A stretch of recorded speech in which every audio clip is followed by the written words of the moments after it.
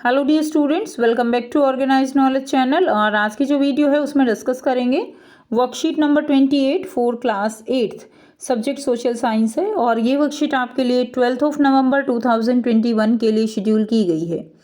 आज की जो वर्कशीट है उसमें हम सैलेंट फीचर्स ऑफ इंडियन कॉन्स्टिट्यूशन के बारे में कंटिन्यू करते हुए पार्ट 3 करेंगे।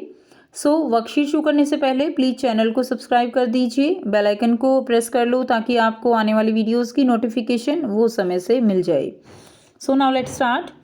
What are fundamental rights? Fundamental rights क्या होती हैं? The section on fundamental rights has often been referred to as the conscience of the Indian constitution. जो सेक्शन है फंडामेंटल राइट्स का, उसको इंडियन कॉन्स्टिट्यूशन की आत्मा, कंसाइंस क्या होता है? आत्मा कहा गया है उसकी एक तरह से। ठीक है। colonial rule had created a certain suspicion of the state in the mind of the nationalists, and they wanted to ensure that a set of written right would guard against the misuse of state power in independent India। देखिए, colonial rule यानी इतने सालों तक अंग्रेज़ों ने हमारे ऊपर राज किया, वो क्या था? वो कॉलोनियल रूल था। ठीक है। कॉलोनीज, हम एक तरह से कॉलोनी जो है कहलाते थे। अब ये जो कॉलोनियल रूल था, जो नेशनलिस्ट थे उनके माइंड में एक, आप कह सकते हो कि एक संदेह पैदा हो गया था कि आगे जो भी सरकार बनेगी हो सकता है वो भी इसी तरह से अपनी तानाशाही दिखाए। तो इस संदेह के चलते उनको जो है, जो सबसे बेस्ट आइडिया लगा, उनको लगा कि जो लोगों के राइट्स हैं, जो हर एक व्यक्ति के बेसिक राइट होने चाहिए उसको ज़िंदा रहने के लिए, उसको सरवाइव करने के लिए, वो राइट्स रिटर्न में होने चाहिए, कॉन्स्टिट्यूशन में होने चाहिए, ताकि कोई भी अपनी पावर का मिसयूज़ जो है सिटीजन्स के साथ ना कर सके। ठीक है। तो जो ये राइट्स हैं, इसीलिए इनको जो है कंसाइंस कहा गया है, इनको आत्मा कहा गया है कॉन्स्टिट्यूशन की, क्योंकि ये एक सिटीजन के सर्वाइव के लिए, एक नागरिक के सर्वाइव के लिए बहुत ज़्यादा ज़रूरी हैं। और कॉन्स्टिट्यूशन उनकी क्या करता है? उनको प्रोटेक्ट करता है। Now fundamental rights therefore protect citizen against the arbitrary and absolute exercise of power by the state। यानी जो स्टेट है उसमें जो भी गवर्नमेंट है वो जो है इन सिटीजन्स के जो आप कह सकते हो कि अपनी पावर का मिसयूज़ इन फंडामेंटल राइट्स के चलते नहीं करते हैं, नहीं कर सकते। ठीक है। The Constitution thus guarantee the right of the individual against the state as well as against other individual। तो जो कॉन्स्टिट्यूशन है हमारा, वो गारंटी देता है कि जो फंडामेंटल राइट्स हैं उनके प्रोटेक्शन की। ठीक है। जो स्टेट है उसके अगेंस्ट भी, और कोई दूसरा व्यक्ति किसी दूसरे व्यक्ति के फंडामेंटल राइट्स का हनन ना कर सके, उसका मिसयूज़ ना करे, उसकी गारंटी भी कॉन्स्टिट्यूशन हमें देता है। Now there are total 6 fundamental rights. Total कितने हैं? 6 फंडामेंटल राइट हैं। That are right to equality, right to freedom, right against exploitation, right to freedom of religion, culture and educational rights, and right to constitutional remedies. First जो right है that is right to equality. नाम से ही पता चल रहा है, equality, equal हैं सब, किसी के साथ कोई डिस्क्रिमिनेशन नहीं होगा। All people are equal before law. कानून के सामने सभी समान हैं। This means no citizen can be discriminated against on the basis of their religion, their caste और सेक्स। ठीक है। अपने कास्ट के बेस पे, रिलीजन के बेस पे किसी के साथ कोई भी किसी तरह का डिस्क्रिमिनेशन नहीं होगा। नेक्स्ट है right to freedom. Under this all citizens have freedom of speech and expression. इसके चलते क्या होगा? सभी सिटीजन्स की जो है उनके पास फ्रीडम है, बोलने की आज़ादी है, अपने आप को एक्सप्रेस करने की। राइट टू फॉर्म एसोसिएशन, अपनी सभाएं करने की। राइट टू मूव फ्रीली, एक जगह से दूसरी जगह घूमने की। And reside in any part of the country, और कंट्री के किसी भी पार्ट में रहने की। And right to practise any profession, कोई भी प्रोफेशन करने की, ऑक्यूपेशन और बिजनेस, कोई भी बिजनेस करने की। तो आपको ये सारे जो राइट्स मैंने अभी बताए हैं, ये बिल्कुल आप जो है इनको प्रैक्टिकल लाइफ में भी देख सकते हो।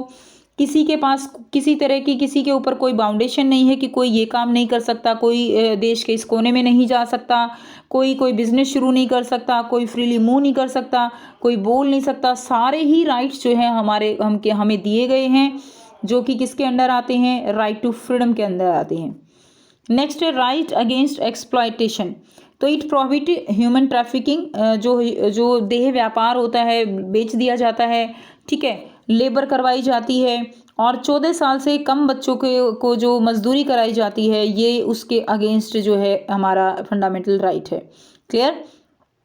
That is it prohibit human trafficking, force labour and employment of children less than 14 year of age. ठीक है, तो उसके खिलाफ ये राइट है। Right to freedom of religion, ठीक है, रिलीजन यानी धर्म जो है, कोई भी धर्म लोग अपना सकते हैं, वो फ्रीडम है। It provide the right to practise, profess and propagate the religion of their choice. हम अपनी मर्जी से कोई भी रिलीजन अपना सकते हैं, there is no boundation on this. ठीक है, को आपने सुना भी होगा, लोग जो है वो अपना रिलीजन चेंज कर लेते हैं, ठीक है, क्रिश्चियन से हिंदू बनते हैं, हिंदू से क्रिश्चियन बन जाते हैं, या कोई भी रिलीजन जो है लोग अपना सकते हैं, there is no any boundation on this. Next is culture and educational right. इसमें क्या है, ऑल माइनॉरिटीज़ लाइक मुस्लिम हैं, जैन हैं, बुद्ध हैं, ठीक है, तो जो भी माइनॉरिटीज़ हैं, रिलीजियस और linguistic, can set up their own educational institution in order to preserve and develop their own culture. ये जो माइनॉरिटीज़ हैं, चाहे वो रिलीजन के बेस पे हैं, चाहे वो लैंग्वेज के बेस पे हैं, वो अपने एजुकेशनल इंस्टीट्यूशन खोल सकते हैं। जैसे मुस्लिम है, उन्हें मदरसा होता है, वहाँ पे वो अपनी एजुकेशन, अपनी जो लैंग्वेज है उर्दू, उसको बढ़ावा देते हैं, वो बच्चों को सिखाते हैं, तो उनको ये इस तरह के स्कूल खोलने की फ्रीडम है। क्योंकि हमारे इंडिया का कोई भी एक फिक्स रिलीजन नहीं है, all religions they are respected equally. ठीक है, so to develop their own culture, अपना कल्चर मेंटेन करने के लिए जो एजुकेशनल इंस्टीट्यूशन है, माइनॉरिटी सेक्शन वो खोल सकते हैं।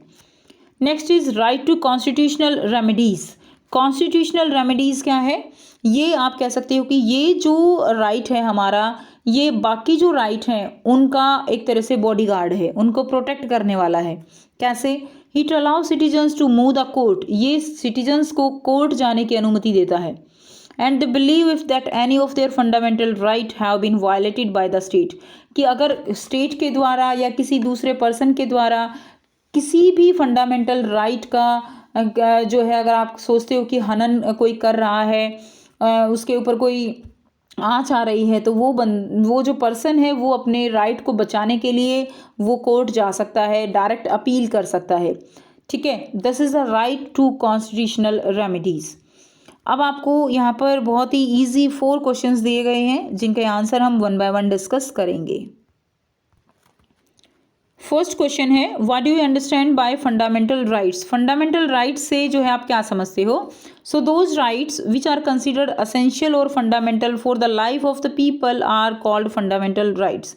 तो जो राइट्स जो है वो असेंशियल हैं, जो है लाइफ के लिए लोगों की, वो क्या कहलाते हैं? They are called the fundamental rights, survive करने के लिए जो ज़रूरी हैं। क्वेश्चन नंबर 2 है, which fundamental rights has been given by the Indian constitution. Indian constitution में जो है कौन से फंडामेंटल राइट्स दिए गए हैं? फर्स्ट इज इक्वालिटी और right to equality, second right to freedom, third right against exploitation, fourth है right to freedom of religion, fifth है right to culture and education, and sixth one is right to constitutional remedies. तो total 6 जो है right दिए गए हैं in constitution. Question number 3, why are the fundamental rights necessary for the citizen. Fundamental rights जो है वो क्यों नेसेसरी हैं? Fundamental rights protect all citizens of the country from arbitrary and authoritarian use of state power. ठीक है, जो यहाँ पर स्टेट पावर है, इन फंडामेंटल राइट्स के चलते वो अपना कह सकते हो कि उनको एक तरह से मिसयूज़ नहीं कर सकती है अपनी पावर को। Clear? So it protect from the arbitrary and authoritarian use of the state power. Next देखिए question number 4, list the various rights given under right to freedom. Right to freedom में कौन कौन से राइट आते हैं? So under this all citizen have freedom of speech and expression, right to form association, the right to move freely and reside in any part of the country, and right to practise any profession, occupation और business. कहीं भी जा सकते हैं, कोई भी business कर सकते हैं, कि कंट्री के किसी पार्ट में जा सकते हैं, बोलने की अभिव्यक्ति होती है, ठीक है, वो स्वतंत्रता होती है। तो ये सब जो है राइट टू फ्रीडम के अंतर्गत आता है। सो ये थी आपकी आज की एसएसटी की वर्कशीट। आई होप सभी स्टूडेंट्स को ये क्लियर है। कोई भी डाउट है तो आप पूछ सकते हो। वीडियो अच्छी लगे तो प्लीज़ लाइक कर दीजिए, शेयर कर दीजिए और चैनल को सब्सक्राइब कर लीजिए। So thanks for watching. मिलते हैं नेक्स्ट वीडियो में नेक्स्ट वर्कशीट के साथ। Take care, bye bye.